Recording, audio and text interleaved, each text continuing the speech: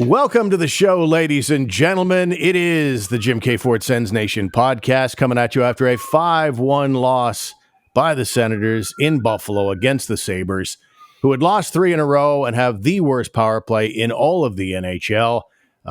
Did not go very well for them in the third period. We'll get into it and everything else going on around the Ottawa Senators of late. How are you today, Greg? I'm good, Stephen. I was disappointed in the performance last night, as were many Ottawa Senator fans throughout the country, I'm sure.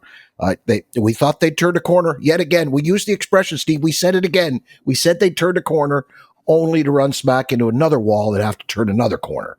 They continue to be the up and down toilet seat of the NHL. Jekyll and Hyde, whatever you want to use. And I want to kind of address that right out of the gate, the level of angst that went from 0 to 60 after the Sens had played so well in Manhattan in a loss to the Rangers, but they played great and they dominated the game, and Igor Shesterkin was the difference there. And then they go 24 hours later and take on Seattle, and they get a 3-0 shutout. And so they're rolling along, and they'd had that great game against Vegas that they also lost. But people were they're playing the right way now. It feels like they turned a corner, and then they lose a game in Buffalo, which is basically a third period meltdown when you get down to it. And then everybody's like 0 to 60, furious. Same old team. Same old team again, Greg. And I'm like, what do you mean same old team? They've got an entirely new coaching staff. They have 18 skaters out there. 9 of them are brand new. So I don't know what people like. I got the list. That's not hyperbole. Literally half the skaters. You've got Jensen, Gaudette, Cousins, Gregor, Amadio, Tkachuk, Clevin. Perron's not here right now, but he's new. And, of course, the brand new star goalie in Linus Ullmark. And we'll talk about him in a moment. And the new coaching staff. You've got Daniel Offerson and Ben Sexton back, but everybody else there is new, including the head coach, Travis Green. And I don't know. You can't really lump this group into the groups of the past when it's not that group anymore. Yeah, there's some of the same actors who are still with this team. I get that. But it is so dramatically different. I think you have to treat it like any other, if a team had won the Stanley Cup last year, you wouldn't be burying them after 12 games. I just feel like it's way too early for people to be freaking out the way they were. Well, the problem is that the team, they don't acknowledge much when it comes to goals, objectives. I'm talking about those kind of goals. They don't really share with you what their goals are. We know this. But one thing that they did talk about, to a man, from Steve Staios, from Michael Andlauer down, including the players, the coaching staff, everybody talked about getting off to a good start this year. We got to have a good start, got to have a good first month. And that just hasn't happened. So I think that's the only thing that you can be realistically upset with, is that they have not. They're a 500 hockey club again. Here they are a month in, or a month and a half, or whatever it is, and they're a 500 hockey club. You can be upset about that, but don't be upset about the performance on the ice so much so that the same old stuff, because it's not, as you just pointed out. It's a different group of players. It's a different coaching staff. It's going to take a bit of time, so have a little patience. But then again, having said that, can we really be patient when we know how important it is to rack up points now and get into a playoff spot, at some point in time? So that's the catch-22. I want to be patient, but at the same time, I need results. I need wins. I need points. So it's very frustrating, and that's the life of a fan for the last 5 or 6 years of the Ottawa Senators. Yeah, it's just too early for me. I mean, it's such a different team, and it's too early still. So there's no component where I'm frustrated yet, to be honest. I'm frustrated by that third period, but it is what it is, and that's just a small sample size in a game, and the game itself was part of a small sample size that is the season. They're 6-6 so far.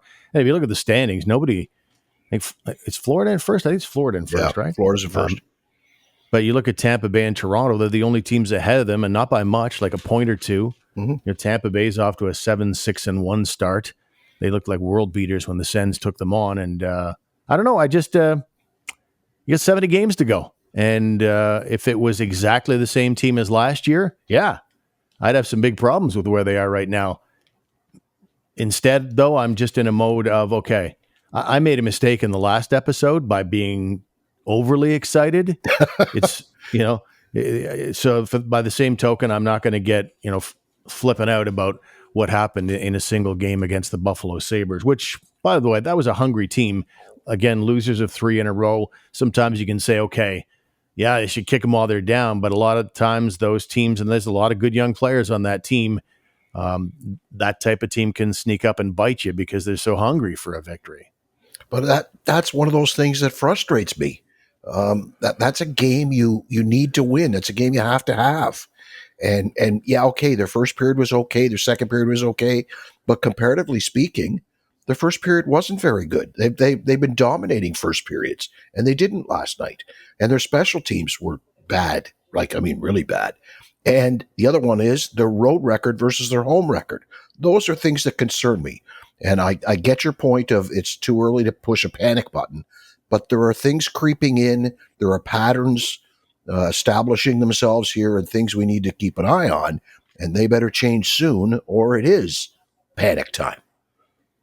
Right. There's some things that have gone cold. You mentioned the special teams, and their number is still pretty good, but 3 games in a row now, they haven't scored a power play goal. They've been over for 3 straight games now, so that's gone a little bit cold. Some other things, Linus Ullmark, he's gone a little cold as well. Like his stats right now, well below 900 save percentage. I think his record is 2-4 right now.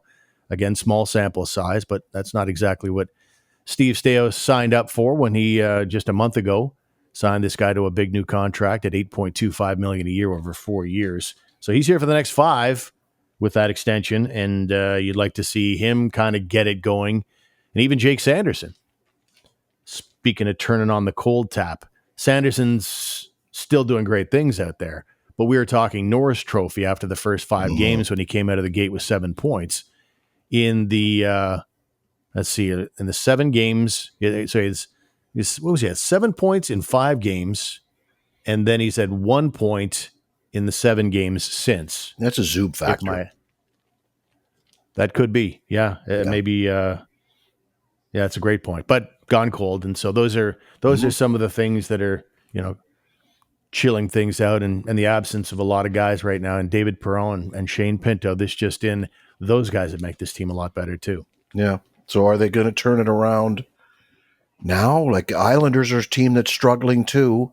Islanders, you could say all the same things about the Islanders as you did about Buffalo before that game.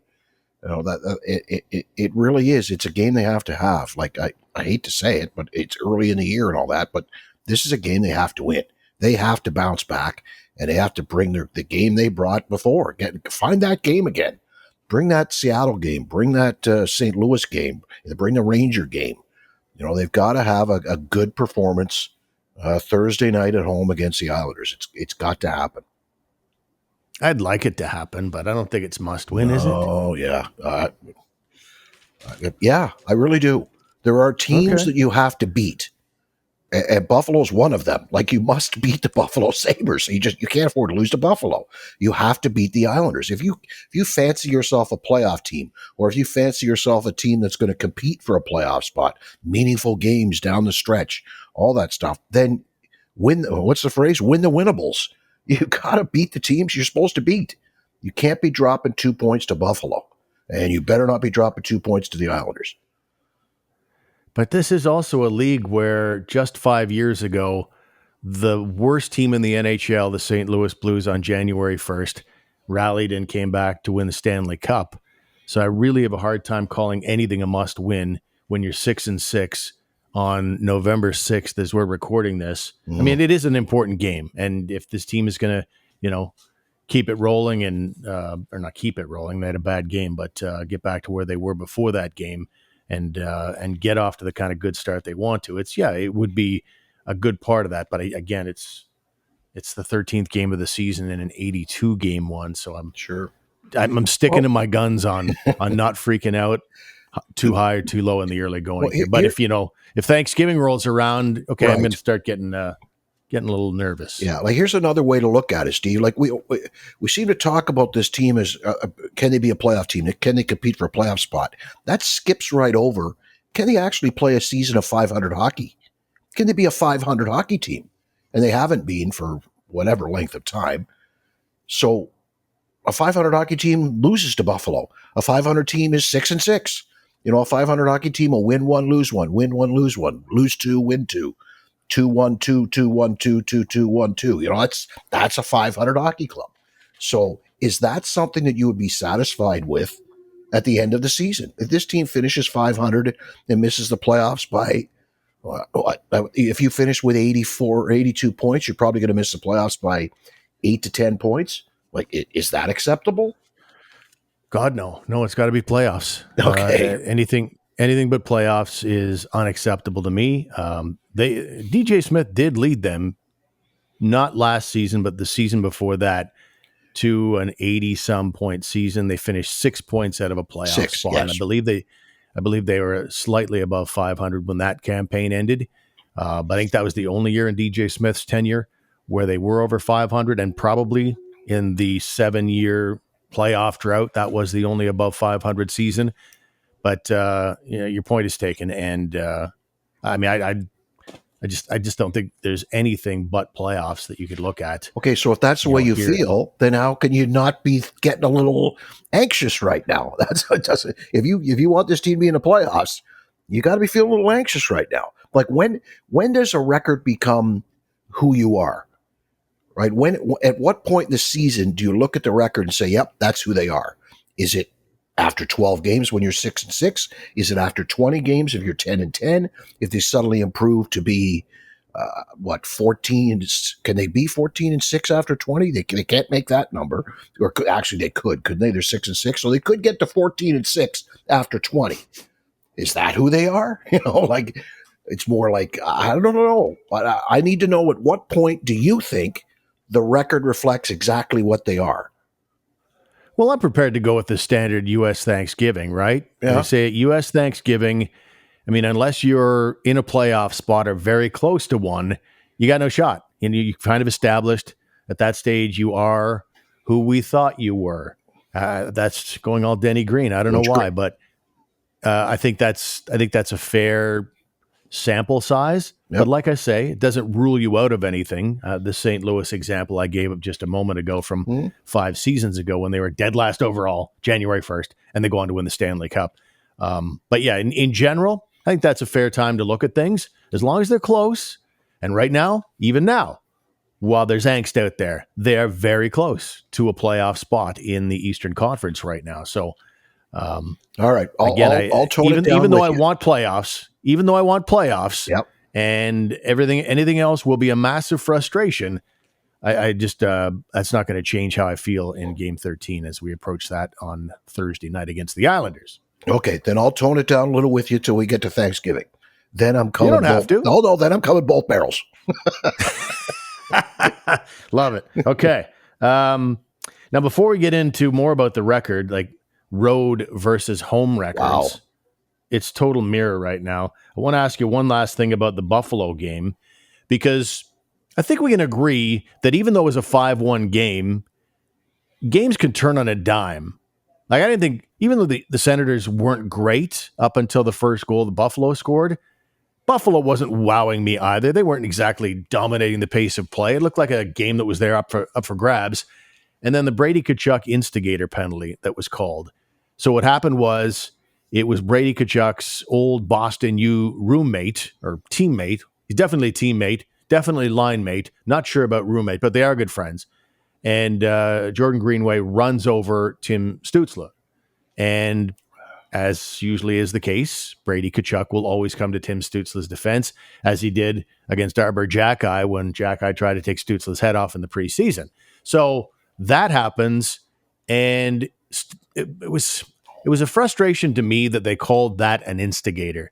Now, they have the instigator where you can get booted out of the game, but they've also got a minor penalty type instigator these days, and they decided that should go to Tkachuk.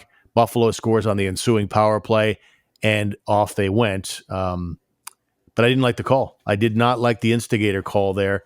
To me, you look at what an instigator is. I mean, I think it's a gray area. I think every referee brings their own interpretation of what an instigator is to each and every game, and they just seem to sort of go, well, it's automatic. you were the one who wanted the fight after Buddy over here ran your guy over. So therefore you are the instigator, but it was Greenway who dropped the gloves first. And Tkachuk didn't exactly jump him. The two of them stared at each other for 3-4 seconds, and it was clear they both wanted it at that point. I don't see an instigator there. Do you? I do not. And I don't know that, as you were just saying, automatic. I don't consider it to be automatic. How many times do we see the quote-unquote big hit, and actually that was a clean hit, but how many times do we see that, then there's the fight? And it's very, very rare in my memory banks that anybody gets called aggressor or instigator, when I would say 85% of the time it's quite obvious that there should be an instigator or an aggressor on the play. I thought, first of all, unnecessary fight. I can't stand this now. It's got to the point now where I think it's stupid. A guy gets a hit, he gets a hit. Like, wow, skate away, be a man, suck it up. And then this idea of the aggressor instigator was stupid. I think my biggest thing is this, Steve. In the old days, excuse me, I'm going to go shout at the moon from my front porch, but in the old days, when somebody hit somebody hard, you took a number and you put it in the back of your brain, and okay, that was number 12. He hit my guy. I got to remember him. Well, now it's got to be immediate. It's almost like the generation we speak of, immediate gratification. I've got to get something. There has to be retribution immediately.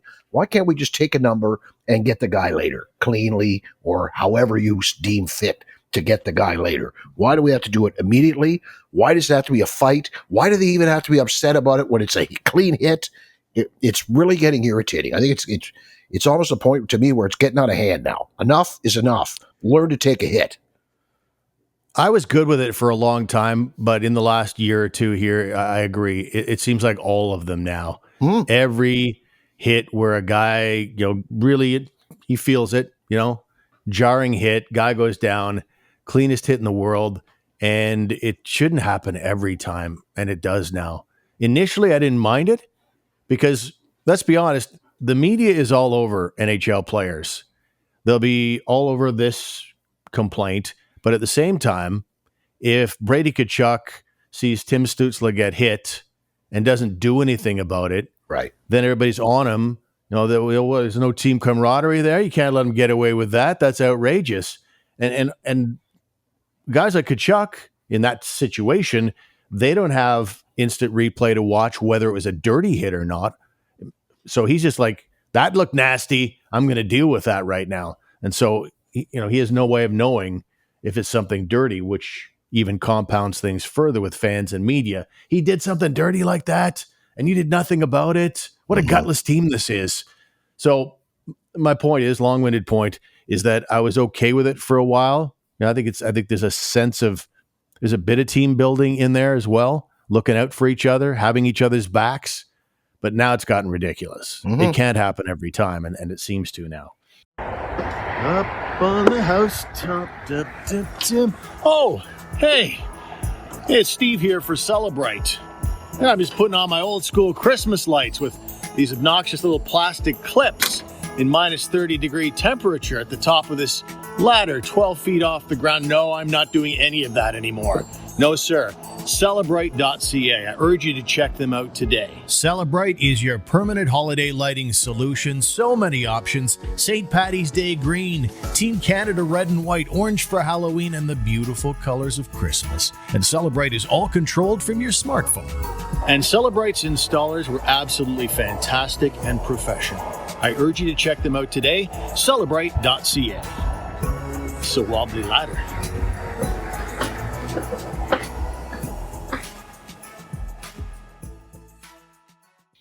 So that was one call in the game that you didn't like.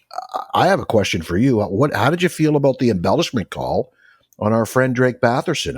I thought that one was really weird. Yeah, I didn't like it. Yeah, I think that's another one that's a weird one. To me, it's if we agree that an infraction occurred, then I don't care if you do a triple Salchow after it was over. Yeah. Right? Yeah. If there's an embellishment penalty, there should not be an original penalty. So I don't like the embellishment call in general. That's the distinction, right? Like most people think of it as diving, but it's not diving. It's not 2 minutes for diving. It's 2 minutes for embellishment, meaning There was a penalty. He just embellished it. Yeah. And I'm sorry, that was not embellishment. You can see him losing his foot and losing his footing and falling down. And half the time they call these, like, is that really a place on the ice with the puck on his stick in the game, just inside my own blue line? Am I really going to take a dive? Am I really going to embellish something there? Like, that would be stupid. The last thing I want to do is fall down and turn the puck over and risk, not having a penalty called. I'm not embellishing. I'm trying to skate through this check, and the guy tripped me. Like, I totally unnecessary. I thought that was a worse call than the call on Brady, in my thoughts anyway.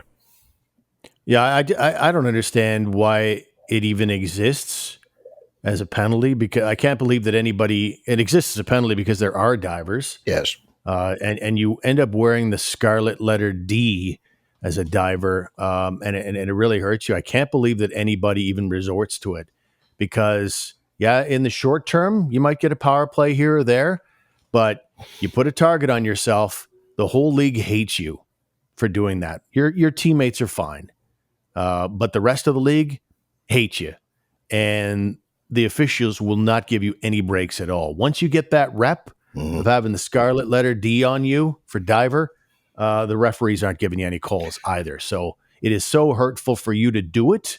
You think it's good short term, but it is, a standard short term gain.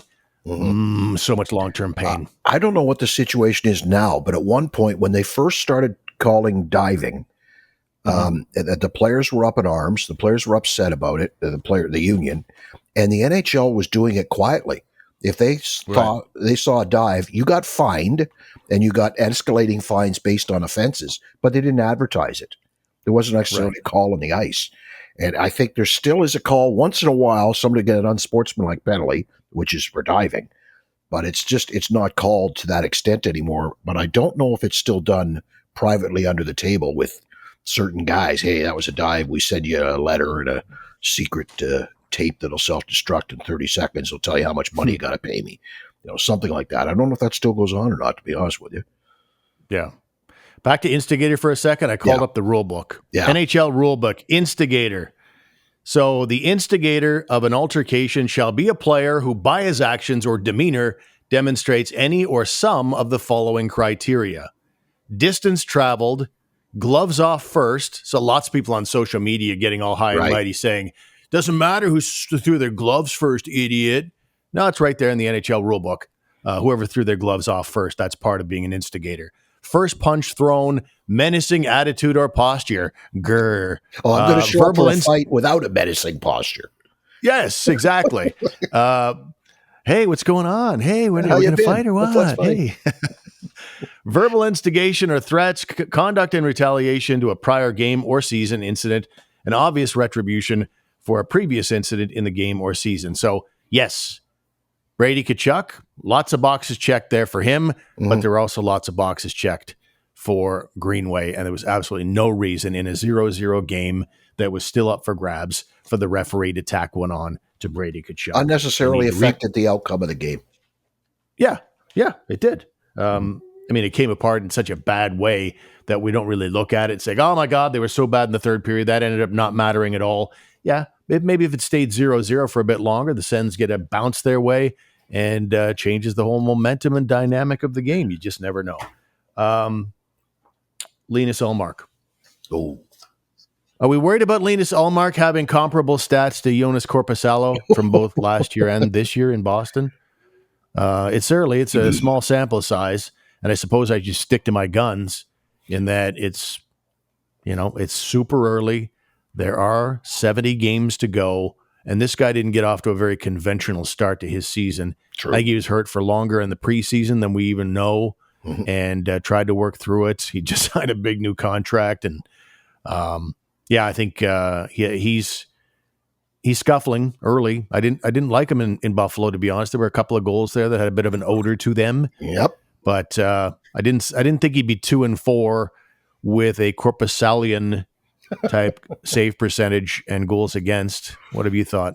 On this one, I'm okay with some patience. Okay. I'm okay with partially because Forsberg has been way better than I thought he was. He has produced some wins and put some points on the board and played well, so that has helped ease the pain of Ullmark not playing well. But I'm okay with cutting him a little more slack. The whole team as a whole, not so much, but the goalie, yeah, I'm okay with just relax for a bit. Give him a few more games here. Let him get back comfortable. I don't know that he's 100%, as you said. He'll be okay. He just needs a little bit more time. So we addressed when we thought a team was what we thought they were. I threw the American Thanksgiving Classic example for the team. What about for goalies? Like what number is it where you do start to go, uh-oh? Well, I think it's at least 10 games. Like at least starts for that goaltender, not by the team. Like let's see Ullmark get to 10 to 15 starts, and then it's like, okay, that's what he is, or this is what he is. We'll see what he's at after 10 to 15 games in net for this team.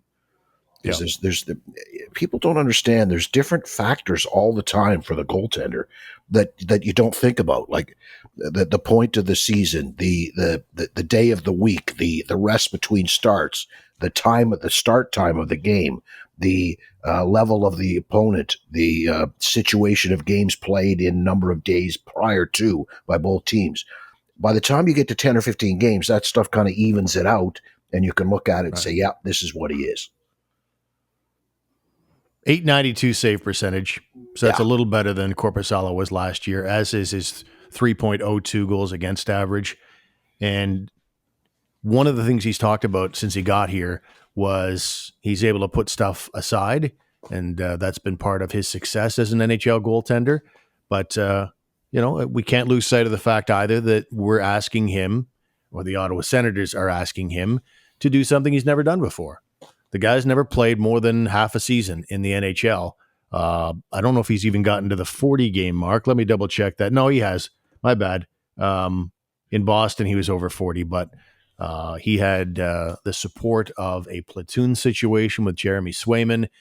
And this is in the early going. This feels like a platoon situation right now. I'm almost in a mode of, I've kind of 50-50 right now, whether I want Forsberg or Ullmark to start against the Islanders on Thursday night. You got Forsberg rolling along with 2 shutouts in his last 3 starts. So there's certainly merit to the idea, but no, I think he'll figure it out. I'm not worried about it.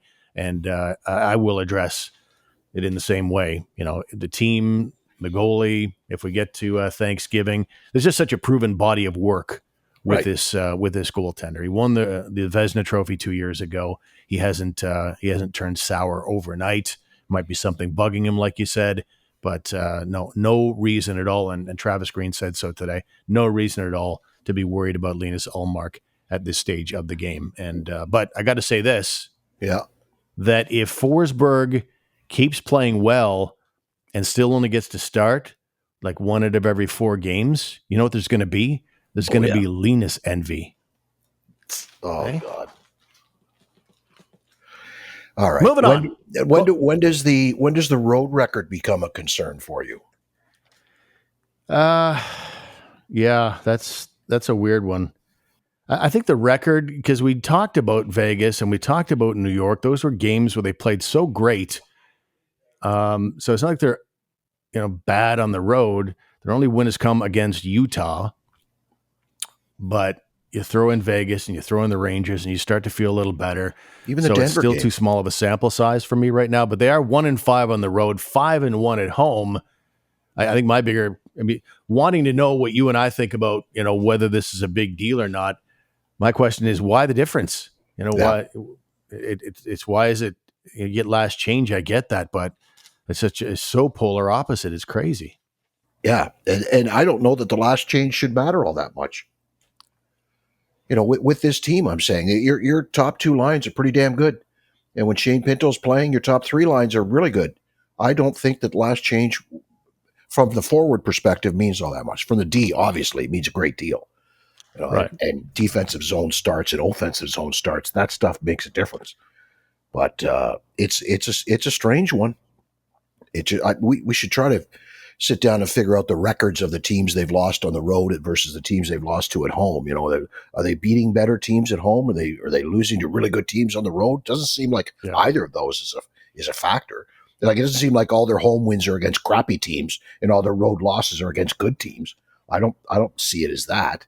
So I really don't know what it is, but it's a strange one, and it better change soon, because it's pretty tough to be a 500 hockey club when you're nowhere near 500 on the road. Yeah. And some of those games come out west, right? So they've always done poorly out west. I think that last change, time change, those can be big factors, because the time change does muck with the regular routine of an NHL player, the regular sleeping schedules and all that. So I think that's a factor as well. So when you look at last season's road record, that plays into it. But I think it's too early to worry about it. But you're not going anywhere with with a record like that on the road. So I'm looking forward to a California swing, because let's be honest, Anaheim and San Jose should be wins, and LA is pretty much to me is a 500 hockey club too. Like, there's potential there, depending on how it fleshes out and when it happens and what order the games are played. I think that could be a 3-0 trip through California someday this year. Yep. They do have one coming up at the end of this month on November 27th. They'll be in San Jose, then LA, and then Anaheim. Those are not exactly big gunners, but the Sens aren't either at this stage of the game. So, but it that's will be a trip interesting they could to see go how they're faring. You could realistically expect it, depending on how they're going into it. You could realistically expect them to go 3-0 or at least 2-1 on that trip. They'll be hosting a lot of Western teams later in November as well. Edmonton, Vegas, Vancouver, Calgary. So that's a 4-game homestand where they've got all Western teams in the middle of the month. But coming up, it'll be the Islanders on Thursday night. The Bruins, let's see here. The Bruins will be hosting the Sens on Saturday. Sens are in Toronto on Tuesday. Philly is here the following Thursday, and then the Sens are in Carolina. It's a weird schedule, isn't it?